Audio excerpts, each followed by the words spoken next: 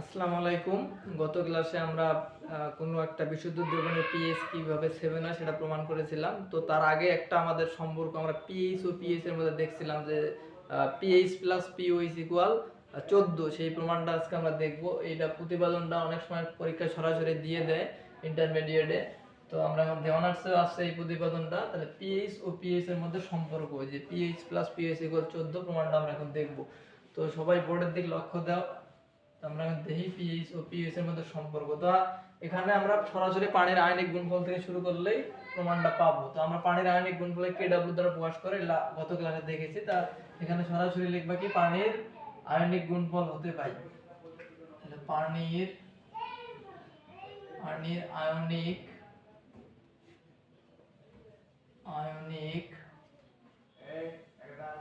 গুণফল হতে পাই। কি পাই? পানির আয়নিক গুণফল। পানিকে বিভাজিত করলে তখন আমরা হাইড্রোজেন আয়ন আর হাইড্রোক্সিল আয়ন পাইছি। তো হাইড্রোজেন আয়নের ঘনমাত্রা আর হাইড্রোক্সিল আয়নের ঘনমাত্রার গুণফলটা কি আমাদের একটা পানির আয়নিক গুণফল, সেটা আমরা জানি। তা এখানে আমি সরাসরি লিখতে পারবো কি যে হাইড্রোজেন আয়নের ঘনমাত্রা গুণন হাইড্রোক্সিল আয়নের ঘনমাত্রা ইকুয়াল কে ডাব্লিউ। এখানে কে ডাব্লিউ কি পানির আয়নিক গুণফল। তো এখানে লিখে দিতেছি তাহলে কে ডাব্লিউ ইকুয়াল পানির আয়নিক গুণফল। পানির আয়নিক গুণফল। তো এত দূর করার পর তোমরা কি করবা? উভয় পক্ষে লগ দ্বারা গুণ করবা। তো এখানে কিন্তু দুটো গুণ আছে, এর সামনে লগ দাও মানে এর সামনে লগ আছে, এর সামনে লগ আছে।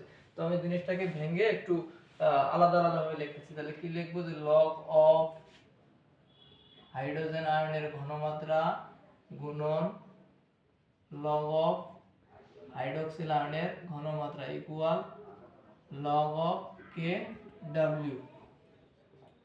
এতদূর হওয়ার পর এখানে একটা জিনিস দেখো যে লগ হাইড্রোজেন আয়নের ঘনমাত্রা গুণন লগ অফ হাইড্রোক্সিল আয়নের ঘনমাত্রা। তো আমরা লগের নিয়ম অনুসারে যদি কি গুণ থাকলে সেটা কি হয়ে যায়? যোগ হয়ে যায়। তাহলে লেখো তাহলে লগ অফ হাইড্রোজেন আয়নের ঘনমাত্রা যেহেতু গুণন তাহলে আবার কি যোগ লগ অফ হাইড্রোক্সিল আয়নের ঘনমাত্রা ইকুয়াল আমি কি লিখতে পাবো? এটা ওইভাবেই থাকবে লগ অফ কে ডাব্লিউ।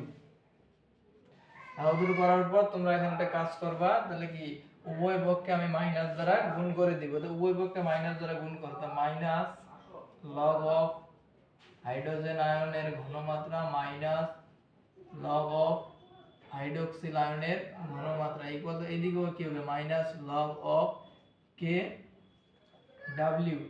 তো এখানে আমি কে ডাব্লিউ একটা মান আছে, সেটা কি আবার লিখতেছি যে 25 ডিগ্রি সেলসিয়াস তাপমাত্রায় পানির আয়নিক গুণফল কে ডাব্লিউ। নির্দিষ্ট মানটা কি 1 গুণন 10 টু দি পাওয়ার মাইনাস 14, সেটা আমরা সকলেই জানি। তো এই মানটা এখানে লাগবে প্রমাণটা করতে। তো আমরা এখন লিখি যে কিভাবে কি করব। তাহলে এখন তুমি এখানে দেখো যে আমরা শুরুতেই পড়ছিলাম যে কোন একটা দ্রবণের হাইড্রোজেন আয়নের ঘনমাত্রা ঋণাত্মক লগারিদমের মানকে আমরা পিএইচ বলি। তো এইটুকের পরিবর্তে আমি লিখতে পারবো কি পিএইচ। এই পিএইচটা এখানে লেখো। এখন আরেকটা জানি আমরা যে কোনো একটা দ্রবণে হাইড্রোক্সিল আয়নের ঘনমাত্রা ঋণাত্মক লগারিদমের মানকে পিওএইচ বলা হয়। তো এই যে এত এই যে মাইনাস পর্যন্ত নিয়ে আমি কি পাবো? পিওএইচ। এই যে হাইড্রোক্সিল আয়নের ঘনমাত্রার ঋণাত্মক লগারিদমের মানকে আমরা কি পাবো? পিওএইচ লিখতে পাবো। লিখলাম। লেখার পর এখানে থাক মাইনাস লগ অফ কেডব্লিউ এর মান কত? 1 গুণন 10 টু দি পাওয়ার মাইনাস 14।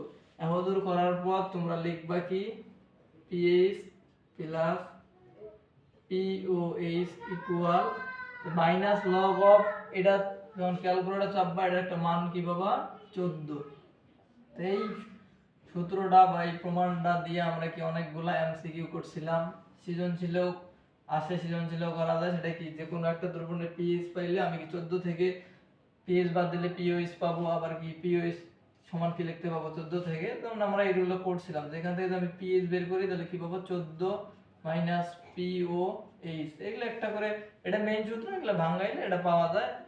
তারপরে পিওএইচ ইকুয়াল লিখতে পাবো কত? 14 মাইনাস পিএইচ। এটা আরেকটা কি আমার সেই এই সূত্র থেকে আসে, তাই এটাই তার একটা প্রমাণ। আমাদের প্রমাণটা কিন্তু এখানেই শেষ হয়েছে। তো এইটুক পর্যন্ত আসে যে পিএইচ এর মধ্যে সম্পর্ক, তাহলে এখন পর্যন্ত করবা হয়ে যাবে। শুরু করবা কি পানির আয়নিক গুণফল হতে। কেউ যদি পানির আয়নিক গুণফল না পারো তাহলে তারা এই পরবর্তীতে এই কাজটা করে নিবা। এই যে পানিকে যে আমরা ভাঙাই দিলাম, সেখানে কি পাইছিলাম, হাইড্রোজেন আয়ন যোগ হাইড্রোক্সিল আয়ন। এখান থেকে ভর ক্রিয়া সূত্রের মধ্যে কেডব্লিউটা তুমি বের করে নিবা, নেওয়ার পর এখান থেকে শুরু করবা, তা হবে। আর যদি এখান থেকে পারো এখান থেকে শুরু করবা, এখানে এসে শেষ করবা পিএইচ প্লাস পিএইচ ইকুয়াল 14। তো এটাই তার প্রমাণ। আজকে এই ক্লাসটা এই পর্যন্তই। ধন্যবাদ সবাইকে।